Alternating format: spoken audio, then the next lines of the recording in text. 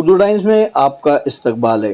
جیسا کہ آپ جانتے ہیں کہ وقف ترمیمی بل اور وقف قانون کے تعلق سے ملک بھر میں احتجاج شروع ہے۔ مسلم پرسنل لا بورڈ کی جانب سے حال ہی میں 32 گل احتجاج کیا گیا اور اسی تعلق سے تحفظ اوقاف کانفرنس کا انعقاد عمل میں آیا۔ اس ضمن میں روشنی ڈالنے کے لیے مفتی اشفاق صاحب اکولہ سے بلڈانہ تشریف لا کر بلڈانہ کے جامع مسجد میں عوام الناس کو اپنے علم و فہم و فراست اور دانش مندی سے گوش گزار کیے۔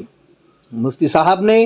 وقف کے تعلق سے 40 ترمیمی نکات میں سے چند نکات پر روشنی ڈالتے ہوئے اپنی تقریر میں کہا کہ حکومت نے اپنے پاور کا ناجائز فائدہ اٹھاتے ہوئے ٹریبونل کورٹ اختیارات کو ختم کر کے کلکٹر کے ہاتھ میں یہ اختیارات دیے ہیں۔ کسی بھی وقف کی جانچ و وقف ترمیمی ایکٹ 2024 کے نفاذ کے وقف سروے کمشنر کے پاس زیر ملتوی ہے تو اس علاقے کے دائرہ اختیار رکھنے والے کلکٹر کے پاس منتقل کر دیا جائے گا اور کلکٹر ریاستی محصولات کے قوانین کے مطابق جانچ کرے گا اور اس کی رپورٹ ریاست کو بھیجے گا۔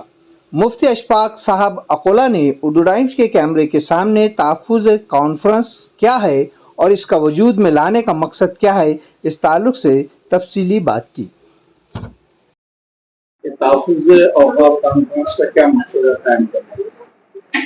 جیسا کہ آپ جانتے ہیں کہ مرکزی حکومت نے ابھی وقف ترمیمی ایکٹ 2025 پاس کیا ہے، جس کے ذریعے وہ وقف ایکٹ کو نہ صرف یہ کہ کمزور کر رہی ہے بلکہ وقف کی پراپرٹی کو ہڑپنا اب حکومت کے لیے آسان ہو گیا ہے، اور اس کالے قانون کے ذریعے جہاں وقف کی پراپرٹیز کو ہڑپ سکتی ہے وہیں پر وہ غلط فہمی پھیلا کر مسلمانوں میں تفریق بھی پیدا کر رہی ہے، اور اس کی کوشش یہ ہے کہ اس کالے قانون کو گورا بتایا جائے۔ تو ہم ان کانفرنسز کے ذریعے عوام میں بالخصوص اور مسلمانوں میں بالعموم یہ بیداری پیدا کرنا چاہتے ہیں کہ یہ وقف ایکٹ ہماری اوقافی جائیداد کے لیے کتنا خطرناک ہے، کتنا نقصان دہ ہے اور اس کے کتنے دور رس مضر اثرات مرتب ہو سکتے ہیں۔ اللہ کا فضل ہے، آل انڈیا مسلم پرسنل لا بورڈ کی یہ تحریک پورے ملک میں پھیل چکی ہے اور پورے ملک میں اس طریقے کے پروگرامز ہو رہے ہیں اور مسلمانوں میں بیداری اور اویئرنیس کا کام کرایا جا رہا ہے۔ جمہوری حدود و قیود کے اندر رہ کر ہم اس بل کے خلاف احتجاج درج کروا رہے ہیں۔ اسی سلسلے کی آج کی یہ کڑی بلڈانہ میں ہونے والا جامع مسجد میں وقف کا پروگرام تھا، جس میں بڑی تعداد میں مسلمانوں نے شرکت کی۔ تمام مسالک اور مکاتب کے علماء کرام شریک ہوئے، سب نے اپنی اپنی بات رکھی اور سبھی نے اس بات کا اقرار و اعتراف کیا کہ وہ آل انڈیا مسلم پرسنل لا بورڈ کی اس تحریک میں تن من دھن کے ساتھ انشاءاللہ لگے رہیں گے۔ لائحہ عمل کیا ہونا چاہیے مختصر سے؟ ظاہر سی بات ہے، لائحہ عمل وہی ہوگا جو بورڈ نے طے کیا ہے۔